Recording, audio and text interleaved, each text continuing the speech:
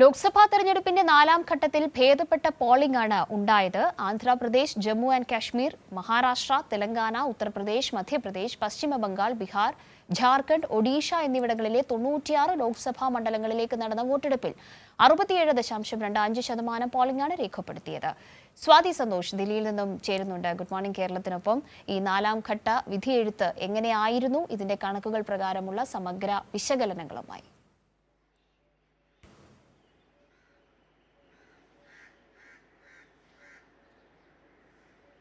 Good morning, Swati.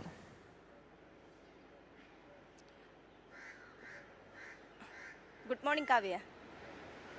ഇന്നലെ രാത്രി ഏതാണ്ട് 12 മണിയോടുകൂടിയാണ് കൃത്യമായ ഒരു കണക്ക് ഇപ്പോൾ വന്നതെന്ന് തോന്നുന്നു. ഈ പോളിംഗ് ശതമാനത്തെ കഴിഞ്ഞ തെരഞ്ഞെടുപ്പുമായി താരതമ്യം ചെയ്യുമ്പോൾ എങ്ങനെ വിലയിരുത്തണം?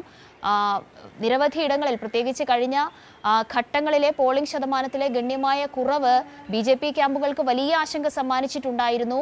അതേ ഒരു സ്ഥിതിയിൽ തന്നെ BJP ക്യാമ്പുകളിൽ ആ ഒരു ആശങ്ക പടരുന്ന നിലയിലേക്കാണോ ഈ നാലാം ഘട്ട വിധിയെഴുത്തും കാര്യങ്ങൾ കൊണ്ടെത്തിച്ചിട്ടുള്ളത്? സ്വാതി.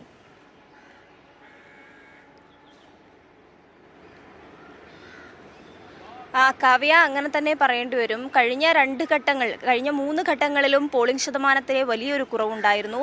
എന്നിരുന്നാലും നാലാം ഘട്ടത്തിലെ വോട്ടെടുപ്പ് കഴിയുമ്പോൾ 63% പോളിംഗ് എത്തിയിട്ടുണ്ട്. ഒരു ഭേദപ്പെട്ട പോളിംഗ് എന്നൊക്കെ പറയുമ്പോൾ പോലും BJP ക്യാമ്പുകൾക്ക് ഇത് വലിയ തരത്തിലുള്ള ആശങ്ക ഉണ്ടാക്കിയിട്ടുണ്ട്. മാത്രമല്ല, നാലാം ഘട്ടം എന്ന് പറയുന്നത് വലിയ തരത്തിലുള്ള പ്രചരണങ്ങൾ, നമുക്കറിയാം കേജ്രിവാളിൻ്റെ അടക്കമുള്ള തിരിച്ചുവരവൊക്കെ വലിയ തരത്തിൽ BJP കേന്ദ്രങ്ങളെ ആശങ്കപ്പെടുത്തിയിട്ടുണ്ട്. അതൊക്കെ തന്നെ നാലാം ഘട്ടം മുതലുള്ള പോളിംഗിനെ അല്ലെങ്കിൽ വോട്ടെടുപ്പിനെ വലിയ തോതിൽ ബാധിക്കും എന്നുള്ളൊരു പേടി എന്തായാലും BJPക്ക് നിലനിൽക്കുന്നുണ്ട്. ഇന്നലെ എന്തായാലും 96 മണ്ഡലങ്ങളിലാണ് വോട്ടെടുപ്പ് നടന്നത്. അതിൽ 9 സംസ്ഥാനങ്ങൾ ഉൾപ്പെടെ ജമ്മു കാശ്മീരിലെ ശ്രീനഗറും കൂടി ചേർത്തിട്ടാണ് ഇത്തരത്തിൽ 96 മണ്ഡലങ്ങളിൽ കഴിഞ്ഞ ദിവസം വോട്ടെടുപ്പ് നടന്നത്. ചിലയിടങ്ങളിൽ സംഘർഷ സാധ്യതകളും സംഘർഷങ്ങളും ഒക്കെ ഉണ്ടായിരുന്നു. തൃണമൂൽ കോൺഗ്രസും BJPയും തമ്മിൽ പശ്ചിമ ബംഗാളിൽ ഏറ്റുമുട്ടിയ ബൂത്ത് പിടുത്തം അടങ്ങിയ വിഷയങ്ങളൊക്കെ തന്നെയും ഇന്നലെയും ഉണ്ടായിട്ടുണ്ട്. എന്തായാലും പോളിംഗ് സംബന്ധിച്ച് ഈ 63% പോളിംഗ് എന്നുള്ളതാണ് ഇന്നലെ 12 മണിയോടെ വന്നിട്ടുള്ള അവസാന കണക്കുകൾ പ്രകാരം നമുക്ക് പറയാൻ വേണ്ടി കഴിയുന്നത്.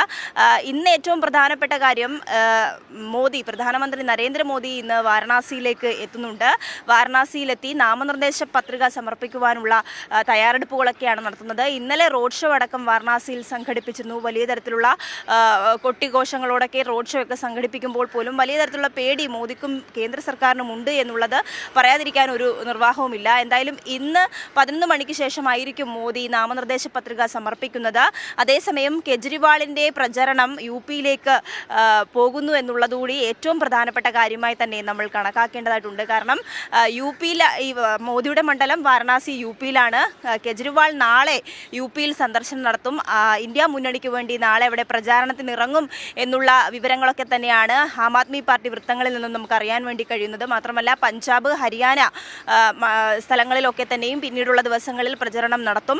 മഹാരാഷ്ട്രയിലും മുംബൈയിലും പ്രചരണം നടത്താൻ വേണ്ടിയിട്ട് ഇപ്പോൾ കേജ്രിവാൾ തീരുമാനിച്ചിട്ടുണ്ട്. എന്തായാലും BJPയും ഇന്ത്യ മുന്നണിയും നേരിട്ട് ഏറ്റുമുട്ടുന്ന സ്ഥലമാണ് ഡൽഹി. അപ്പോൾ ദില്ലിയിൽ എന്തായാലും വലിയ തരത്തിലുള്ള ആശങ്കകളൊക്കെ തന്നെ BJPക്ക് നിലനിൽക്കുന്നു. കേജ്രിവാൾ വലിയ പ്രചാരകനായി തന്നെ രംഗത്തുണ്ട്. ആം ആദ്മി പാർട്ടി വലിയ ആവേശത്തോടെയും വലിയ പ്രതീക്ഷയൊക്കെ വെക്കുന്നുണ്ട് ഇന്ത്യ മുന്നണിയോടൊപ്പം ചേർന്ന് തന്നെ. പക്ഷേ അത് BJP കേന്ദ്രങ്ങൾക്ക് വലിയ തരത്തിൽ ആശങ്കയുണ്ടാക്കും. കാരണം ഇന്നലെ തന്നെ മോദിയുടെ പ്രകടനങ്ങളും ചപ്പാത്തി പരത്തൽ പ്രകടനങ്ങളൊക്കെ നമ്മൾ കണ്ടതാണ്. വലിയ തരത്തിലുള്ള ആശങ്കയിലാണ് ഇപ്പോൾ സിഖ് വിശ്വാസികളുടെ വോട്ട് ബാങ്ക് ലക്ഷ്യമാക്കിയുള്ള മോദിയുടെ രാഷ്ട്രീയ തന്ത്രങ്ങളൊക്കെ ഒന്ന് മാറ്റിപ്പയറ്റുന്ന ഒരു സാഹചര്യം കൂടിയുണ്ട്. എന്തായാലും വരുന്ന ഘട്ടങ്ങൾ ഏറ്റവും പ്രധാനപ്പെട്ടതാണ്. അത് BJPക്ക് ഏത് തരത്തിൽ ബാധിക്കും എന്നുള്ളത് കൂടി നോക്കിക്കാണണം. കാവ്യ.